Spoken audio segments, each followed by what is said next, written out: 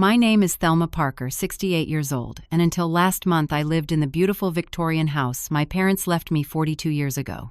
My lawyer son Thomas insisted I needed to move to a nursing home for my own safety. What he really wanted was to free up my $1.8 million house.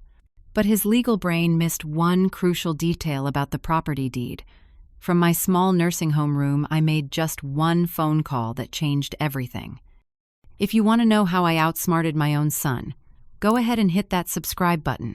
Tell me where you are watching from in the comments, and let this journey begin. After 42 years of teaching third graders at Lincoln Elementary, I retired with a modest pension, and the comfort of knowing I had made a difference in hundreds of young lives. My husband Frank and I had plans to travel the world, starting with a 3-month trip across Europe that we had been saving for since our wedding day. Frank was a civil engineer who worked for the city designing bridges that would stand long after we were gone. We were ordinary people who built an extraordinary life together in our Victorian house on Maple Street. The house itself was a legacy from my parents. My father was a doctor who saved every penny to buy it when property in our neighborhood was still affordable. The 3-story blue Victorian with white trim and a wrap-around porch became the center of our world. Frank and I spent weekends restoring its original features, uncovering hardwood floors beneath old carpeting, and bringing the stained glass windows back to their former glory. Every corner held memories from the kitchen, where I taught Thomas to bake chocolate chip cookies, to the backyard, where we celebrated birthdays and anniversaries. 5 years ago, Frank passed away from a heart attack while working in our garden. He was planting tulip bulbs for the spring, wanting to surprise me with a rainbow of colors outside our bedroom window. I found him lying peaceful among the soil and flowers he loved. The pain of losing him after 42 years of marriage left me hollow, but the house kept me connected to him. I could feel his presence in the workshop he built in the basement, in the handcrafted bookshelves that lined our living room, and in the perfectly level deck he insisted on rebuilding 3 times until it was just right. Thomas seemed genuinely concerned in those early days of my widowhood. He and his wife Judith drove the 100 miles from their city home to visit me every other weekend. Thomas was following in his grandfather's professional footsteps, though he chose law instead of medicine. He specialized in corporate law and had built a successful practice representing wealthy clients in real estate transactions and tax matters. Their life was drastically different from the middle-class existence Frank and I had lived. Thomas and Judith lived in a modern glass and concrete home in an exclusive gated community. Their children, my grandchildren, Angela and Kyle, attended private schools and spent summers at exclusive camps. I tried not to judge their parenting choices, but I noticed how the children became more entitled with each passing year.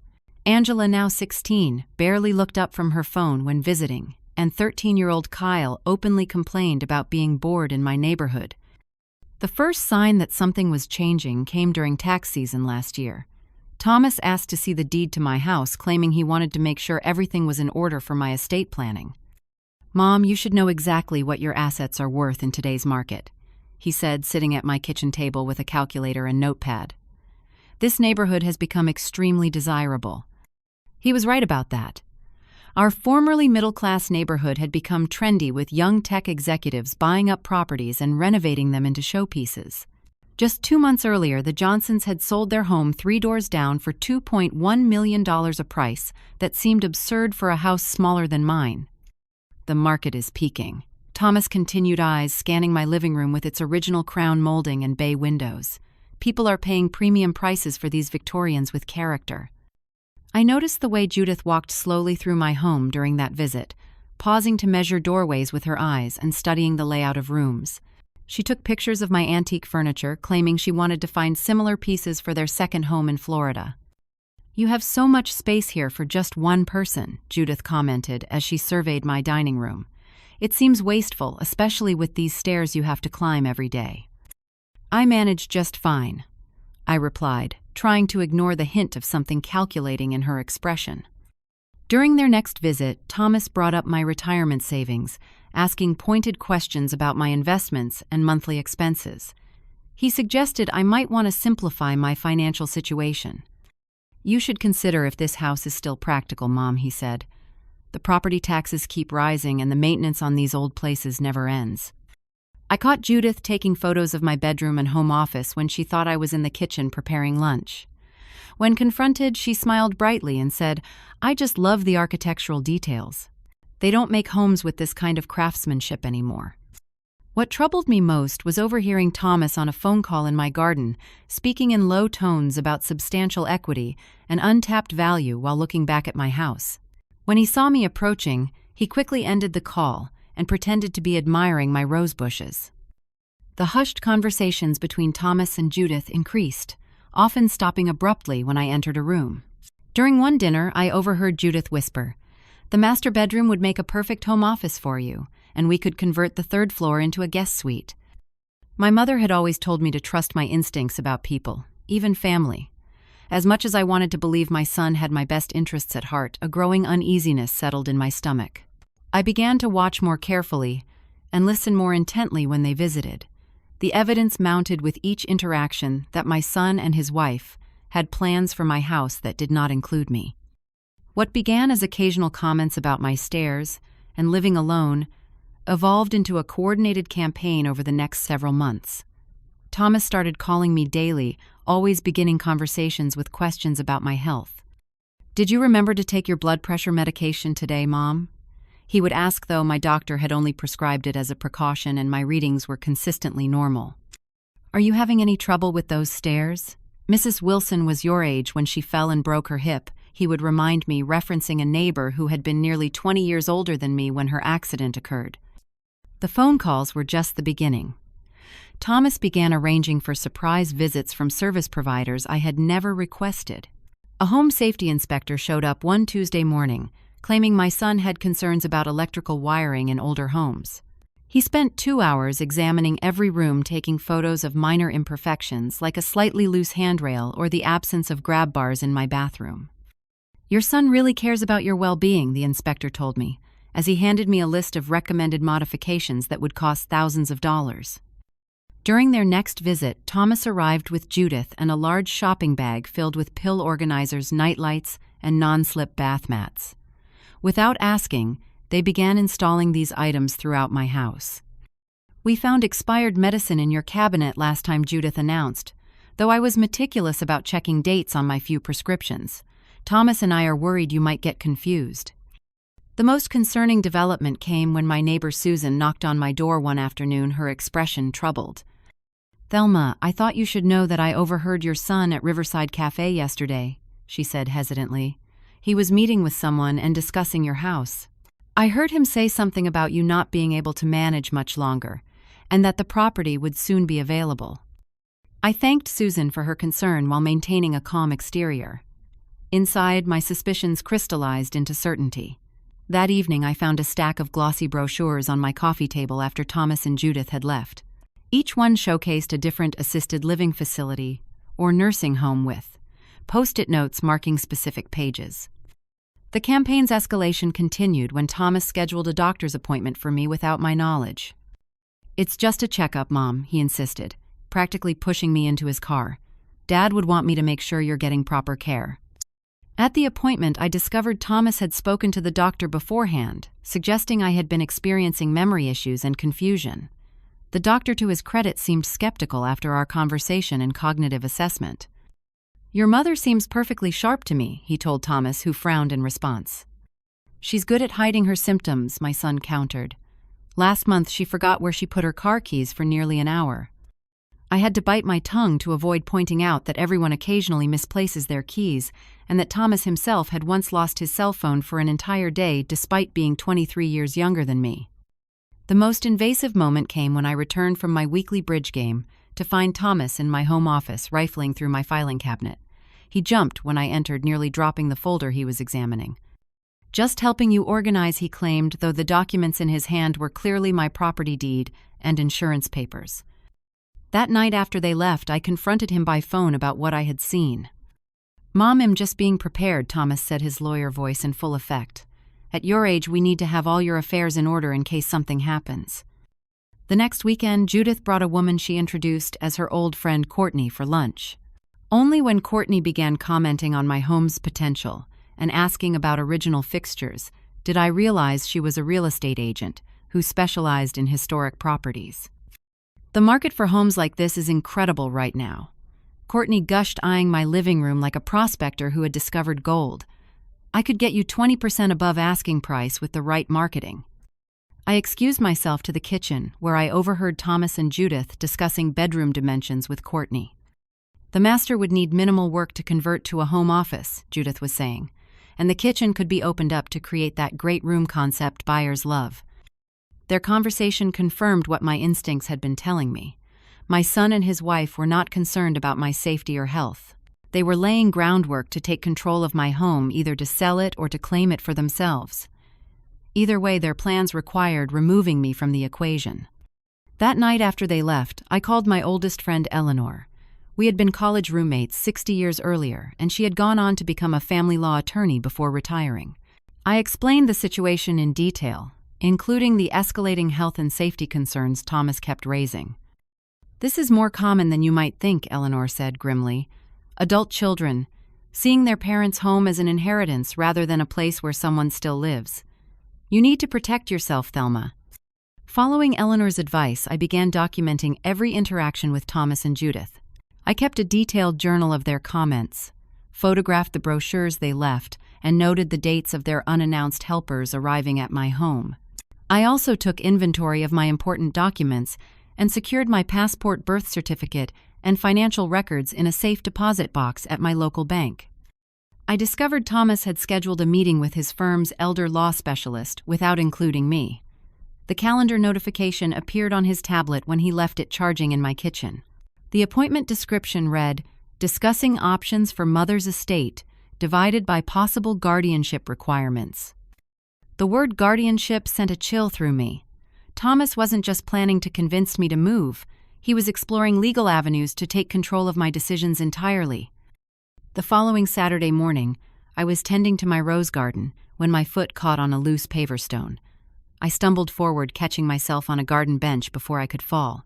It was a minor incident that would have been forgotten in minutes on any normal day. But Thomas happened to be arriving for a visit at that exact moment, and his reaction transformed my small stumble into a crisis. "Mom," he shouted, rushing toward me with exaggerated concern. "Are you okay? Did you fall? Are you hurt?" Before I could explain that I had merely stumbled, he was on his phone calling Judith, who was waiting in the car. "She fell in the garden," he said, ignoring my protests. "Yes, right now. No, I don't know if anything's broken. We should take her to urgent care to be safe." What followed was a whirlwind of unnecessary medical attention. Despite my insistence that I was fine, Thomas drove me to an urgent care facility, describing my stumble to the nurse as a serious fall and suggesting I had been disoriented afterward. The doctor found nothing wrong beyond a small scratch on my palm, but Thomas seized on his routine advice to take it easy for the rest of the day. "You see, Mom? Even the doctor thinks you need to be more careful," Thomas said as we drove home. "Living alone in that big house with all those hazards isn't safe anymore." I noticed he had switched from calling it your house to that house, as if my home of 4 decades was already no longer mine. 2 days later, Thomas arrived unannounced with a woman he introduced as Diane Mercer, the community outreach coordinator for Sunny Pines Nursing Home. I recognized the name from one of the brochures that had mysteriously appeared in my magazine rack. "Miss Mercer is just here to provide some information," Thomas said smoothly. "No decisions being made today, just exploring options." Diane's presentation was polished and practiced, filled with photos of smiling seniors engaged in craft activities and eating in a dining room that looked suspiciously like a hotel conference facility. She described daily wellness checks, medication management, and the peace of mind that comes with round-the-clock professional care. "Many of our residents tell me they wish they'd made the move sooner," Diane said, handing me a glossy folder with Sunny Pines emblazoned in gold lettering. "They didn't realize how much they were struggling until they experienced the ease of supported living." I accepted the materials politely, while noting how Thomas and Diane exchanged knowing glances like conspirators in a plot, rather than people concerned with my welfare.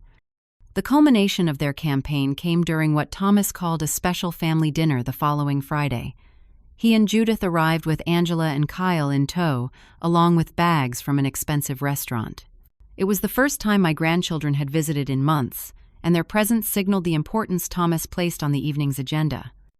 After dinner, as Judith served store-bought cheesecake on my best china, Thomas cleared his throat and placed a folder on the table. "Mom, we found the perfect solution for your situation," he announced, as if solving a problem I hadn't identified. "We've secured you a private room at Sunny Pines with a garden view just like you love." He pushed the folder toward me, continuing before I could respond. "The care is top-notch, like a resort really, and you'll have people checking on you every day. No more worrying about maintenance or property taxes or falling with nobody around to help." Judith jumped in, her voice honey sweet. "We've already picked out the furniture that will fit in your new room. The antique writing desk from the parlor and your favorite reading chair will make it feel just like home." Thomas then shifted to what was clearly the real purpose of the conversation. "Now about this house," he said, his lawyer demeanor taking over. "The practical reality is that we'll need to sell it to cover the costs of Sunny Pines. Long-term care isn't cheap, and your teacher's pension won't be enough." Judith could barely contain her excitement as she added, "We've already spoken to a contractor about the renovations needed before listing. The market is perfect right now, and we could easily get $1.8 million or more with the right updates." "Of course we'll handle everything," Thomas assured me, as if selling my home without my input was a favor. "You won't need to worry about a thing." Throughout their presentation, I remained quiet, nodding occasionally, and asking just enough questions to appear engaged. Inside, however, something had fundamentally shifted. The final pieces of the puzzle clicked into place, and I saw with perfect clarity what my son and his wife were planning. They weren't concerned about my safety or happiness. They were orchestrating my removal so they could claim my valuable property either for themselves or to convert it to cash they would control. The nursing home was not for my benefit, but for theirs, a convenient place to store me while they dismantled the life I had built. I excused myself after dessert, claiming fatigue, and retreated to my bedroom. Once alone, I called Eleanor, my voice steady despite the betrayal burning in my chest. "They're making their move," I told her, explaining the evening's conversation in detail. "Thomas has already chosen a nursing home and is talking about selling my house as if it's a foregone conclusion." "Do you have the property deed secured?" Eleanor asked. "Yes, it's in my safe deposit box." "Good. Bring it to my house tomorrow. We need to review exactly who has legal ownership and what rights Thomas might think he has." The next morning, I drove to Eleanor's Craftsman bungalow across town, deed in hand. As a retired family lawyer, she knew exactly what to look for in the document. "This is exactly what I hoped," she said after examining the paperwork. "The house is solely in your name. Frank's portion transferred completely to you after his death, and there are no other claims or encumbrances. Thomas has absolutely no legal right to sell or control this property." For the first time in months, I felt a sense of relief. My son had overplayed his hand, assuming I would meekly comply with his plans. "What should I do now?" I asked Eleanor. She thought for a moment, then made a phone call. 20 minutes later, her niece Patricia arrived. Patricia was a real estate agent specializing in high-end historic properties. "If Thomas is planning to sell your house out from under you, perhaps you should beat him to it," Eleanor suggested. "Sell it yourself on your terms and secure the proceeds where he can't control them." As Patricia outlined the potential market value and selling strategy, a plan began to form in my mind. I would appear to agree to Thomas's nursing home scheme while secretly taking control of my own assets. "I'll need to move quickly and discreetly," I told them. "Thomas can't know what I'm doing until it's too late for him to interfere." Eleanor's eyes sparkled with determination. "He thinks he's outmaneuvering a helpless old woman. Let's show him how wrong he is." Patricia wasted no time implementing our plan. The following morning, she visited my home for a professional assessment while Thomas was at work. Walking through each room with her tablet, she documented the original architectural features, took measurements, and made notes about the property's unique selling points. "Given the market and your home's condition and character, we could list at $1.75 million and likely get 1.8 or even higher," she confirmed. "But if you want a guaranteed quick sale, we should consider finding a motivated buyer who will pay cash and accept an expedited closing." Patricia had a client in mind, a tech entrepreneur named David Winters, who had recently sold his company and was looking for a historic property in our neighborhood. He had lost out on 2 previous homes to bidding wars and was eager to secure a place before relocating his family from Seattle.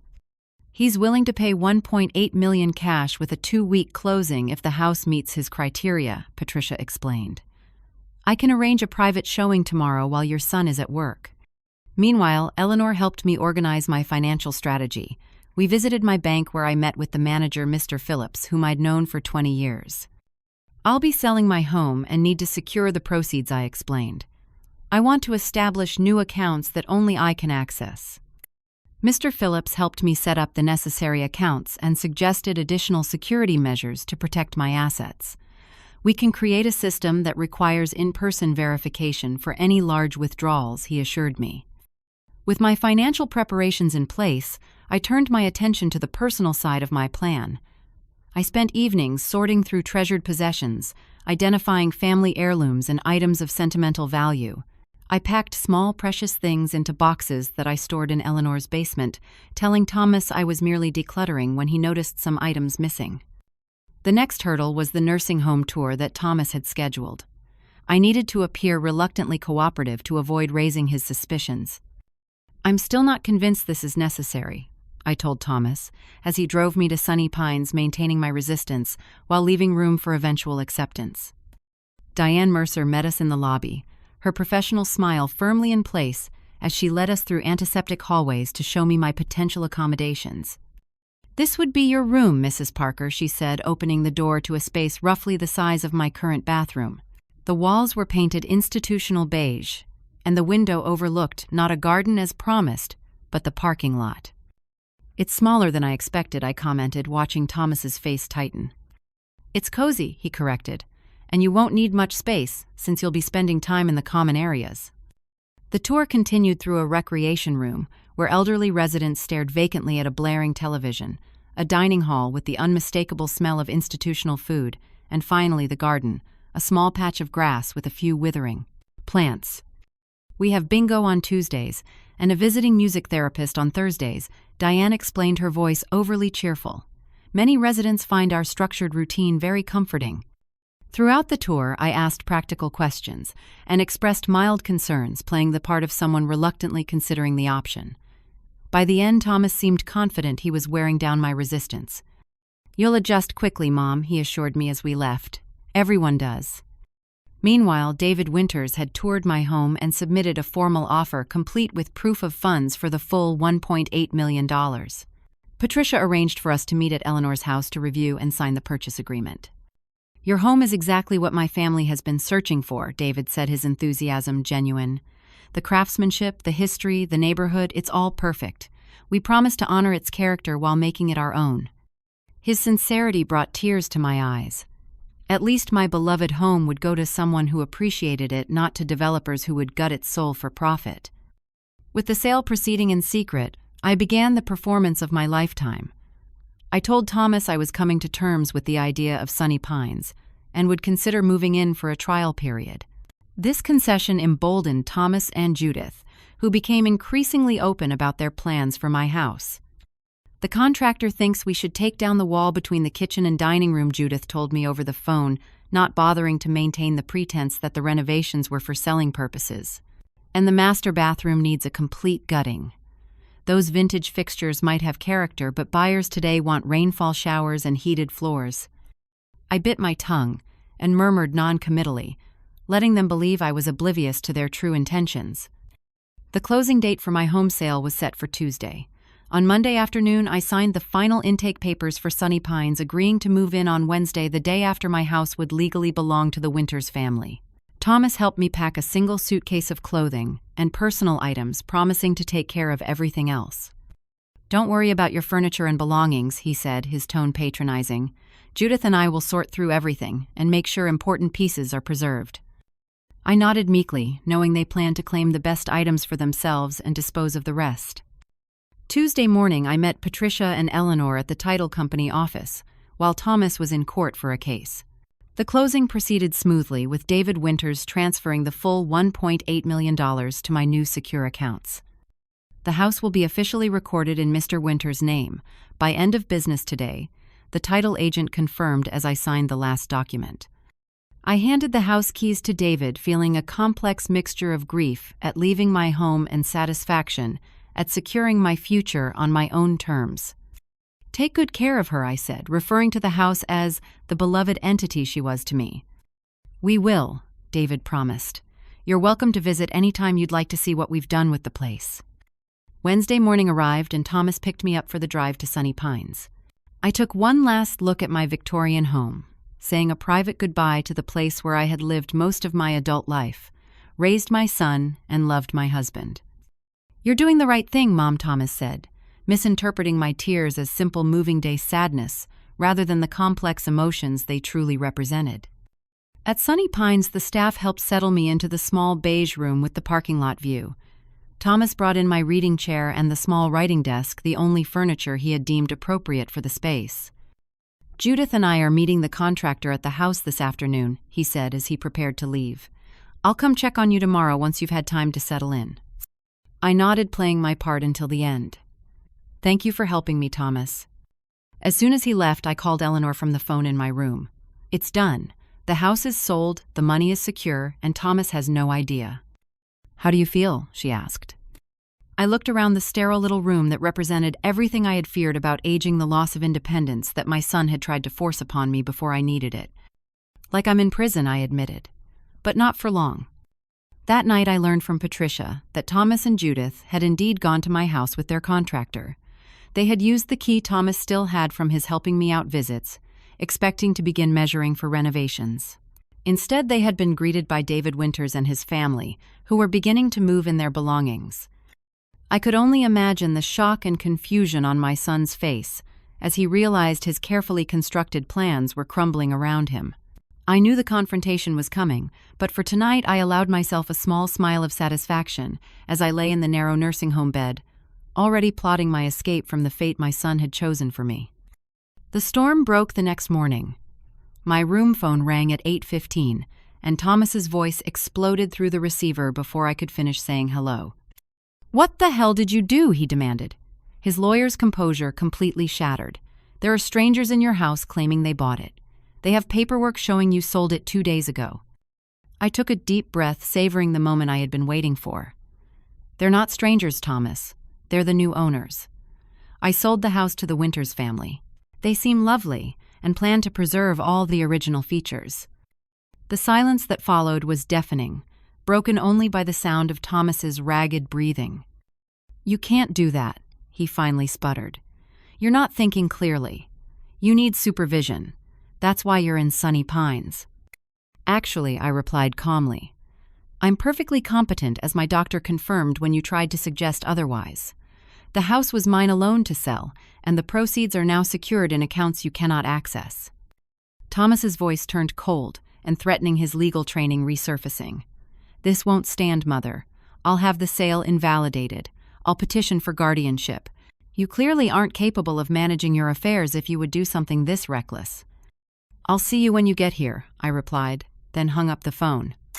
I had barely finished my tasteless nursing home breakfast when Thomas stormed into my room, Judith trailing behind him with an expression of panicked disbelief. His face was flushed with anger, and he didn't bother closing the door before launching into his tirade. "How could you do this?" he shouted loud enough that a passing nurse paused to look in. "We had everything arranged to take care of you. That house was meant to secure your future." I sat calmly in my reading chair, hands folded in my lap. "My future or yours, Thomas, because, from where I sit, it seems like you and Judith had significant plans for a house that didn't belong to you." Judith stepped forward, her designer outfit and perfectly styled hair incongruous in the institutional setting. "We were only trying to help you," she insisted, though her voice lacked conviction. "The money from the sale was going to pay for your care here." "All $1.8 million, I asked innocently. "Sunny Pines charges $6,000 a month. That would cover 300 months of care. I may be in good health, but even I don't expect to live another 25 years. Thomas paced the small room like a caged animal. "You had no right to sell without consulting me. I'm your son, your only child. And you had no right to force me into a nursing home to get your hands on my property." I countered, my calm exterior belying the hurt and anger I felt. "I trusted you, Thomas. I believed you cared about my well-being, not my assets." "Of course I care about you," he exploded. "Everything I did was for your own good." It was time to play my final card. From the drawer of my writing desk, I removed a small digital recorder and pressed play. Thomas and Judith's voices filled the room. "Once Mom's settled at Sunny Pines, we'll have free reign with the house," Thomas was saying. "The market's perfect right now. We could clear at least $1.5 million after renovations." Judith's voice responded, "What about using the money for her care like you told her?" "We'll set aside enough to cover a year or two," Thomas replied. "She doesn't need to know about the rest. With her pension, that should be plenty. The bulk can go toward paying off our mortgage and Kyle's college fund." I stopped the recording and looked up at their shocked faces. "I have dozens more conversations, just like this one," I said quietly. "Eleanor suggested I start recording when we suspected what you were planning. Illinois is a one-party consent state, so these are all perfectly legal." Thomas's face drained of color as the implications sank in. Judith began to cry mascara, tracking down her carefully made-up face. "You spied on us," Thomas asked, his voice hollow. "I protected myself. I corrected him. Something I never thought I'd need to do against my own son." Judith collapsed onto the edge of my bed, her facade crumbling completely. "It was Thomas's idea," she blurted out, ignoring his glare. "We're underwater on our mortgage after the kitchen remodel, and Angela's car and Kyle's tuition deposits are due next month for that Swiss boarding school." "Shut up, Judith," Thomas snapped. "No, you shut up." She fired back, years of resentment suddenly pouring out. "This was your brilliant plan to fix our finances, and now we're worse off than before."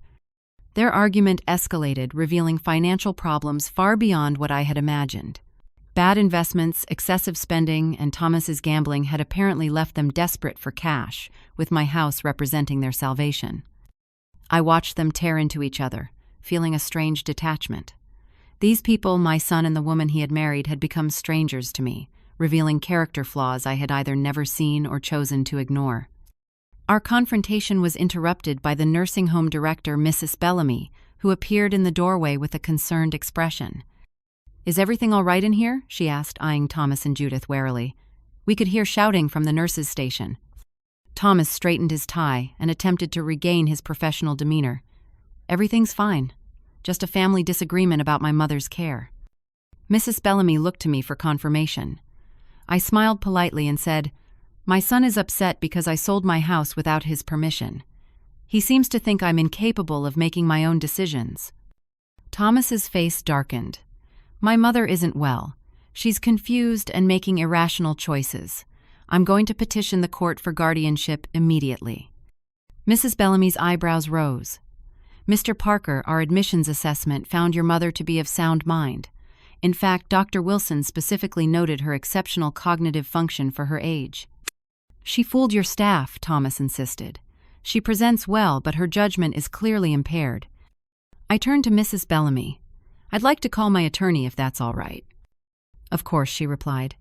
"You can use the phone in my office for privacy." Thomas stepped forward aggressively. "Who are you calling?" "I'm your family. I'm the one who should handle your legal matters." "I think we're well past that point," I said, standing up to follow Mrs. Bellamy. "You'll be hearing from Eleanor Simmons. She's representing me now." The old family lawyer Thomas scoffed. "She's been retired for years." "She came out of retirement for this case," I informed him. "Apparently she finds elder exploitation particularly motivating." As I left the room with Mrs. Bellamy, I heard Thomas on his phone already calling his firm's litigation department to begin the process of challenging my competency and the house sale. Judith remained on my bed, sobbing into her hands. In Mrs. Bellamy's office, I called Eleanor and updated her on the situation. "He's threatening guardianship proceedings," I told her. "Claims I'm incompetent and the sale should be invalidated." Eleanor's voice was calm and confident. "Let him try. We have the medical evaluations, the recordings, and witnesses to his behavior. I've already filed a protective order anticipating this reaction. There's a hearing scheduled for Monday morning." "Will I need to stay at Sunny Pines until then?" I asked, looking around at the institutional decor of the director's office. "Legally, you can leave anytime," Eleanor assured me. "You checked yourself in voluntarily. But strategically, it might be better to stay through the weekend. Let Thomas believe he still has some control while we prepare our case." Mrs. Bellamy, who had been discreetly organizing papers at her desk, looked up. "Mrs. Parker, I want you to know that our staff is aware of the situation. Your son will not be permitted to remove you from the facility or access your medical records without your explicit permission." I thanked her for her understanding and returned to my room, where I found Thomas gone and Judith collecting her purse. "He went to meet with the senior partners," she said, not meeting my eyes. "He's determined to fight this." "I know," I replied. Judith paused at the door. "For what it's worth, I'm sorry it came to this. We should have just asked you for help." "Yes," I agreed. "You should have." After she left, I sat alone in the small room that represented my son's vision for my remaining years. Monday's hearing couldn't come soon enough.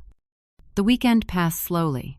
Thomas made several attempts to visit, each time accompanied by different colleagues from his firm. I refused to see any of them exercising my right as a voluntary resident.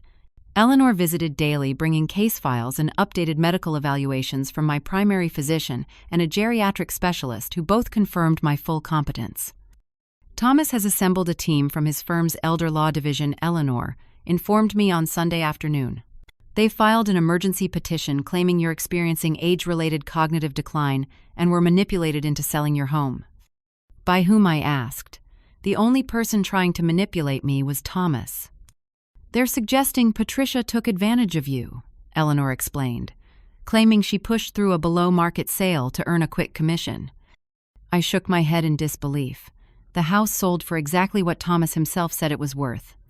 "Facts don't seem to be their strong suit," Eleanor replied dryly. "But Judge Harmon is presiding, which is good news for us. She has a reputation for seeing through these tactics." Monday morning arrived with a flurry of activity. Eleanor had arranged for a car service to transport me to the courthouse, avoiding any possibility of Thomas intercepting me. I dressed carefully in a conservative blue suit that Frank had always said brought out my eyes, wanting to project the image of the capable, composed woman I was, rather than the confused, elderly person Thomas was portraying. The courtroom was imposing, all dark wood and solemn atmosphere. Thomas and his legal team occupied one table, 5 attorneys in expensive suits surrounded by stacks of documents. Eleanor and I sat at the other table, just the two of us, with a single neat folder of evidence. Thomas didn't look at me when I entered, keeping his eyes fixed on his notes. Judith sat in the gallery behind him, her expression unreadable.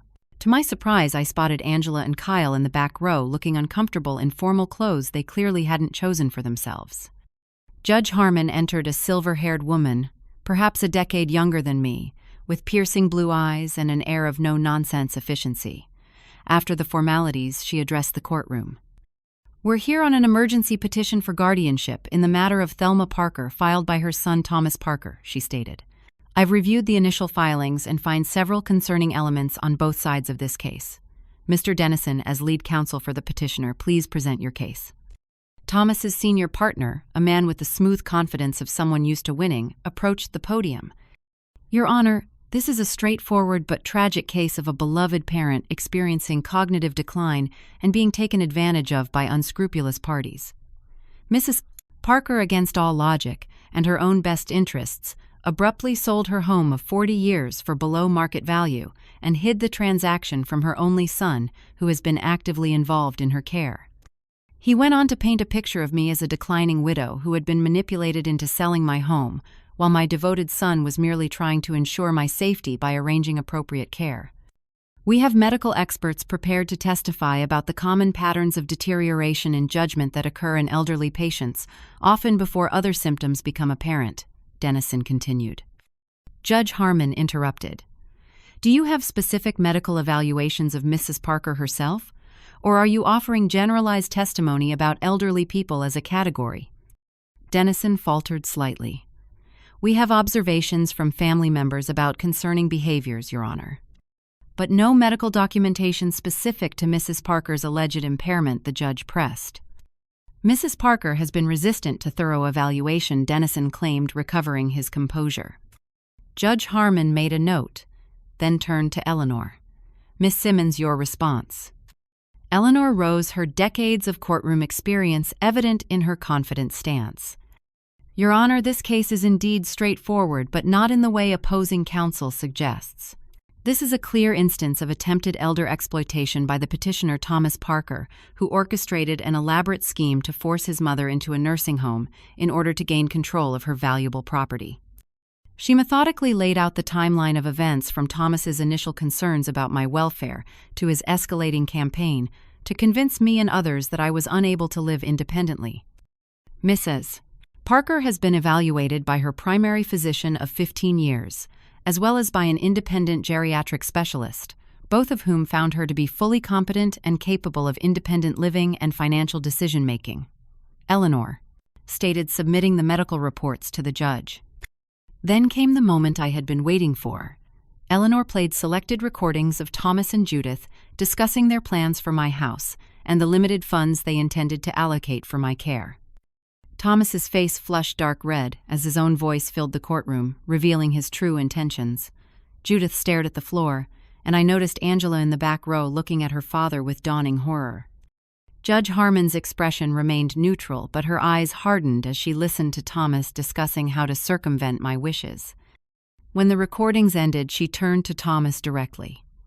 "Mr. Parker, as an officer of the court, do you recognize your voice in these recordings?" Thomas conferred quickly with Dennison before responding. "Yes, Your Honor, but these statements have been taken out of context. My concerns for my mother's welfare are genuine." "And the discussions about using the proceeds from her house to pay off your mortgage and fund your children's education, were those also motivated by concern for her welfare?" Judge Harmon asked pointedly. Thomas shifted uncomfortably. "Financial planning for the family is complex, Your Honor. I was exploring options." Eleanor then called the nursing home director, Mrs. Bellamy, who testified about my excellent cognitive assessment upon admission and Thomas's aggressive behavior during his visits. "In my professional opinion," Mrs. Bellamy concluded, "Mrs. Parker shows no signs of cognitive impairment whatsoever. She was placed in our facility against her preference, as part of a strategy by her son to gain control of her assets." By the time it was my turn to testify, the courtroom atmosphere had shifted noticeably. I took the stand and calmly recounted the events of the past months, describing Thomas's escalating attempts to convince me I was incapable of independence. "I never wanted to sell my home," I explained, "but when I realized Thomas intended to take control of it regardless of my wishes, I chose to sell it on my terms rather than lose it on his." Judge Harmon asked me several questions about my living arrangements and financial plans, which I answered clearly and completely. "And what are your intentions now, Mrs. Parker?" she inquired. "I've purchased a condominium in Cedar Grove, a community for active seniors where I'll have my independence but access to services if needed," I explained. "The monthly costs are well within my budget from the house sale proceeds and my pension." Thomas's expert witnesses proved ineffective under Eleanor's cross-examination, forced to admit they had never met or evaluated me and were testifying only to general conditions that might affect someone of my age. In his final desperate attempt, Thomas himself took the stand, casting himself as a devoted son, trying to protect a mother who didn't realize she needed help. "I love my mother, Your Honor," he insisted, his voice breaking theatrically. "Everything I did was to ensure she would be safe and well cared for in her final years." Eleanor's cross-examination was surgical. "Mr. Parker, as your mother's only child, did you expect to eventually inherit her house?" she asked. "I hadn't given it much thought," Thomas claimed. "Really? Because in recording number 3, you told your wife and I, quote, 'Once Mom's gone, we can either sell the house for pure profit or use it as a vacation property.' Does that sound like someone who hadn't given it much thought?" Thomas had no answer, and his credibility disintegrated further with each question Eleanor asked. After closing arguments, Judge Harmon took only 15 minutes before delivering her ruling. "This court finds no evidence whatsoever that Thelma Parker is incompetent or incapable of managing her own affairs. On the contrary, the evidence shows a remarkably capable woman who took appropriate steps to protect herself from exploitation. The petition for guardianship is denied with prejudice." She removed her glasses and looked directly at Thomas.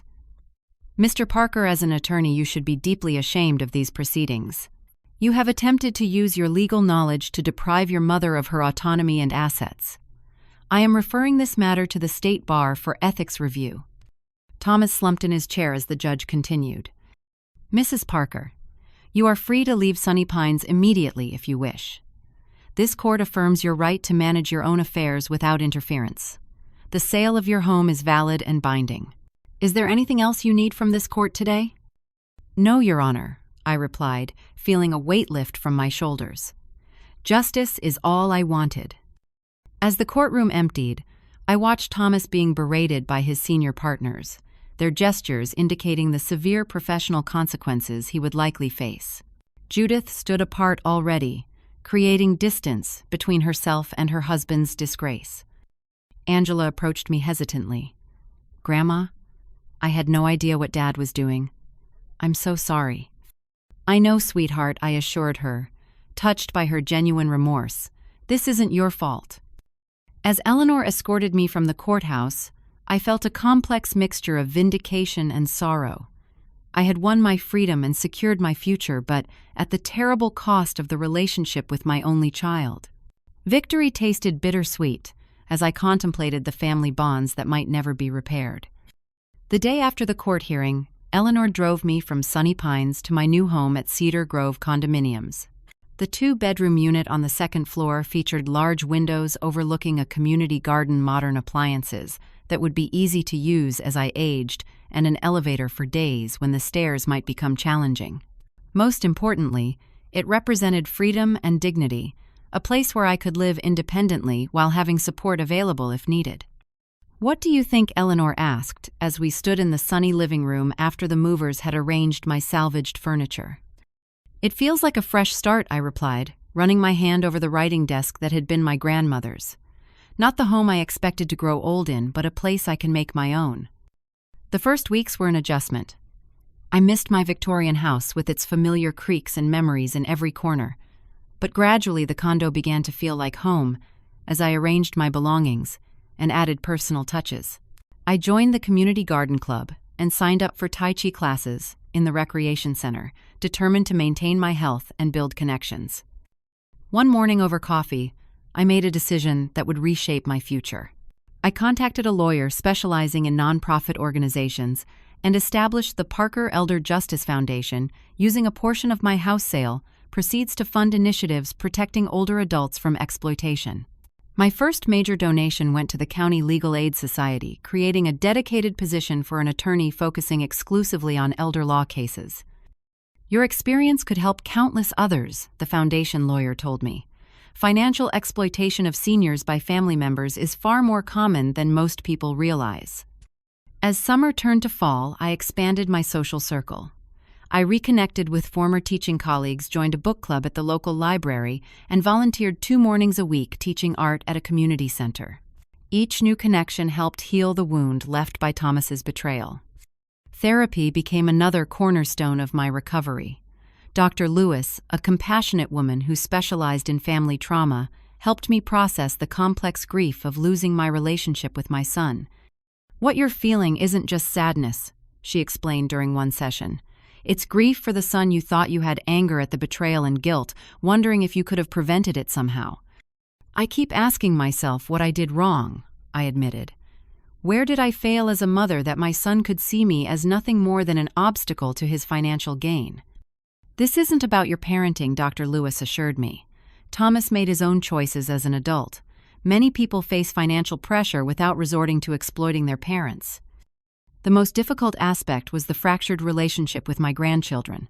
Kyle, influenced heavily by his parents, remained distant. But Angela, now 17, reached out via email a month after the court hearing. I can't believe what Dad tried to do, she wrote. Mom and Dad are fighting all the time now, and she's talking about divorce. Can we meet sometime? I miss you. Our first lunch together was awkward but healing. Angela peppered me with questions about the situation, trying to understand how her father could have done what he did. Dad's always been obsessed with appearances, she reflected. The big house, the luxury cars, the expensive schools. I think when his investment losses started threatening that lifestyle, he panicked. That explains his actions but doesn't excuse them, I said gently. Angela nodded. I know. I'm starting college next year, and I told him I won't accept his money for tuition. I'm applying for scholarships and loans instead.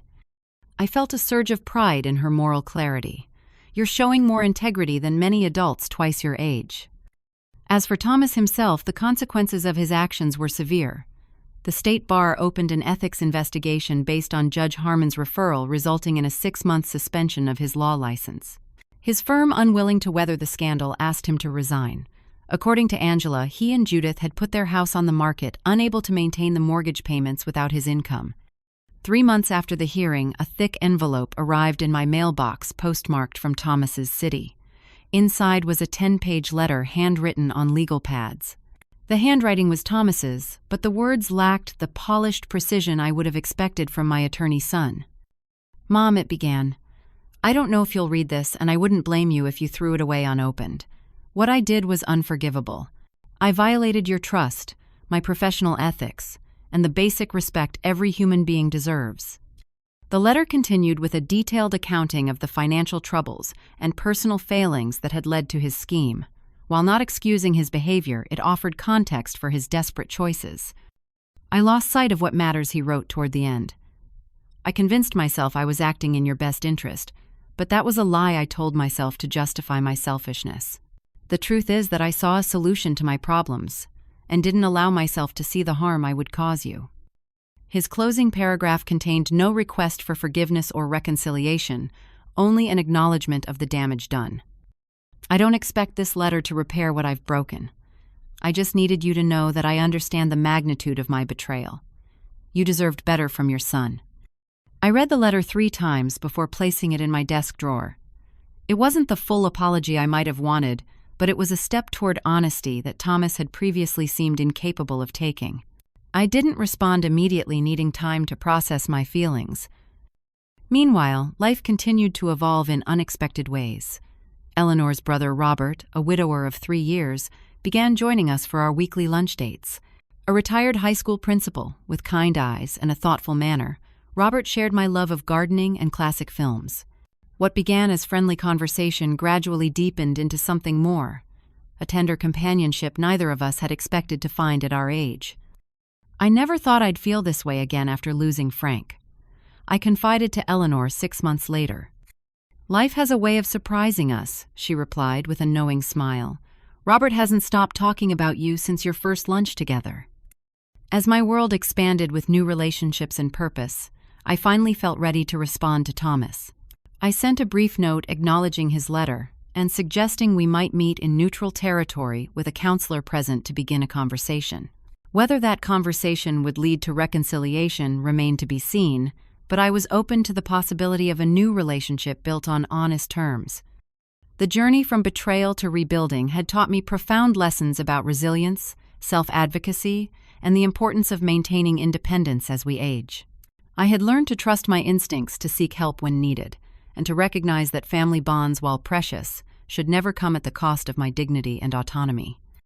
On the 1-year anniversary of selling my Victorian home, I revisited the neighborhood and walked past my former house. The Winters family had restored the exterior to its original glory with fresh paint and lovingly tended gardens. David spotted me from the porch and invited me in to see the renovations. Where Thomas would have gutted the character from the rooms, the Winters had enhanced the historic features while making thoughtful updates. Seeing my beloved home, respected and cherished, brought a sense of closure I hadn't realized I needed. That evening, sitting on my condo balcony with Robert beside me, I reflected on the unexpected path my life had taken. Sometimes the worst betrayals lead us to our greatest strengths, I told him. I never would have chosen this journey, but I wouldn't trade the wisdom it's given me. Have you ever had to stand up to family who tried to control your life? I'd love to hear your stories in the comments below. And if you found strength in my journey, please hit the like button and subscribe to hear more stories of resilience and triumph. Share this video with someone who might need to be reminded of their own power. Remember, it's never too late to rewrite your story. Thank you for listening, and until next time, trust your instincts and protect your peace.